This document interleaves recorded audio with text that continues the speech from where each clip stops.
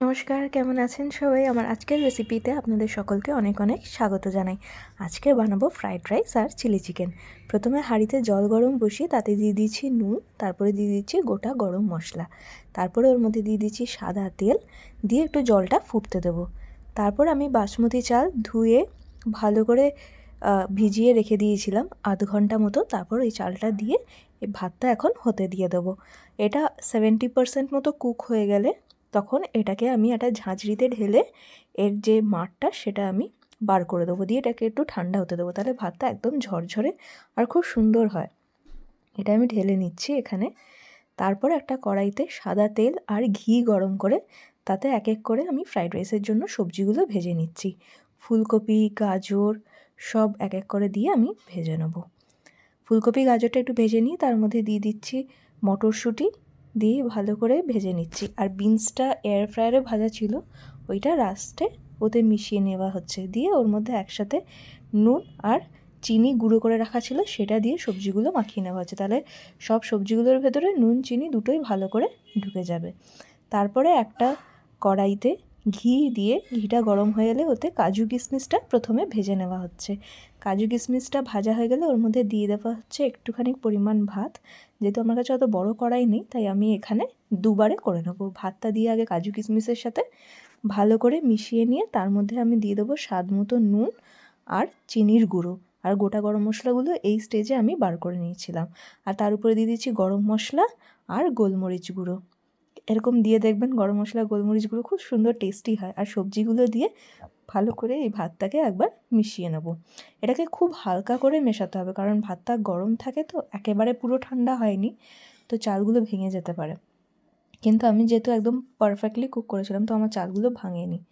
এবার তার পরের বারের জন্য আবার ঘি গরম করে তার মধ্যে আমি কাজু কিশমিশ দিয়ে বাকি যেইটুকু রাইস ছিল সেটা দিয়ে তার মধ্যে নুন চিনি পাউডার করে রেখেছিলাম, চিনি গরম মশলা গোলমরিচ দিয়ে আবারও ভালো করে মিশিয়ে নিচ্ছি। মিশিয়ে নিয়ে তার মধ্যে দিয়ে দেবো বাকি যে ভেজিটেবলস যেগুলো ভেজে রাখা ছিল সেগুলো দিয়ে ভালো করে মিশিয়ে নিচ্ছি।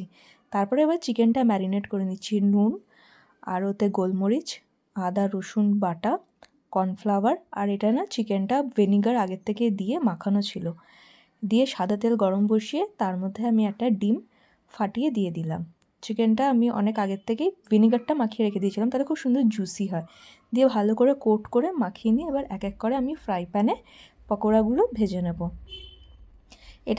এটা মানে খুব তাড়াতাড়ি হয়ে যায়, যদি বাড়িতে গেস্ট আসে খুব তাড়াতাড়ি এই রান্নাটা হয়ে যায়। একটু পকোড়াটা ভাজতেই যা একটু সময় লাগে, কিন্তু যেহেতু আমি একদিকে ফ্রাইড রাইস আর আরেকদিকে চিলি চিকেনের প্রিপারেশনটা শুরু করে দিয়েছিলাম, তো আমার খুব বেশি সময় লাগেনি, মোটামুটি একই টাইমে হয়ে গেছিলো, কারণ আমার খুব বেশি করার ছিল না। কিন্তু এটা খুব বেশি জনের জন্য যদি বানানো হয় তখন ফ্রাইড রাইস হতে খুব একটা বেশি সময় লাগে না, বাসমতি রাইস খুব তাড়াতাড়ি কুক হয়ে যায়, কিন্তু এই পকোড়াটা ভাজতে একটু সময় লেগে যায়।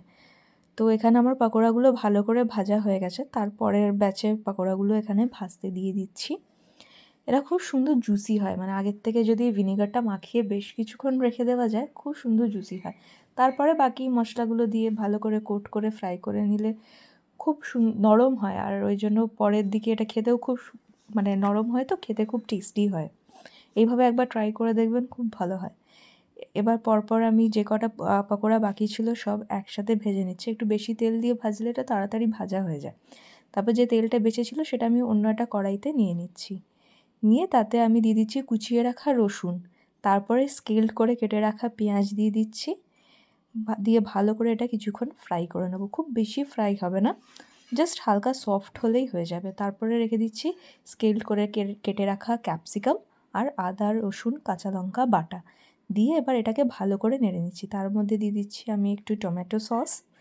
এবার সসগুলো এক এক করে দিতে হবে। চিলি সস আর দিচ্ছি সয়া সস। আমার কাছে tomato sauce, chilli sauce, soya sauce ছিল তো আমি সেটাই দিচ্ছি। আর অল্প একটু লবণ, কারণ সসগুলোতে লবণ থাকে, তো সেটা দেখে একটু চেক করে নিয়ে অল্প করে একটু লবণ দিয়ে ভালো করে এটা মিক্স করছি। মিক্স করতে করতে এটা খুব সুন্দর হয়ে গেছিলো। লাস্টে খালি গরম গরম সার্ভ করে নিলাম ফ্রাইড রাইস আর চিলি চিকেন।